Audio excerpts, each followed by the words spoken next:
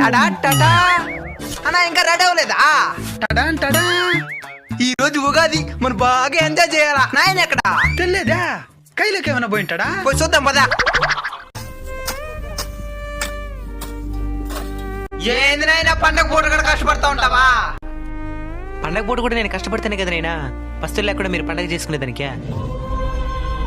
సర్లేనైనా ఈ రోజు ఉగాది పండగ కదా. అవునైనా మిగతా పండగలకి ఉగాదికి తేడా ఏంది నాయనా? మిగతా పండగల్ని ప్రపంచంలో ఉండే అందరూ జరుపుకుంటారు నైనా, కానీ ఈ ఉగాది పండుగ కేవలం మన తెలుగు వాళ్ళ పండుగ. ఇది మనకి చాలా ప్రత్యేకం. హా? ఉగాది అంటే తెలుగు సంవత్సరం అది అని అర్థం. వసంత ఋతువు కూడా ఇప్పటి నుంచే ప్రారంభమవుతుంది. ప్రకృతి మొత్తం చిగురించి చూడముచ్చటగా ఉంటది.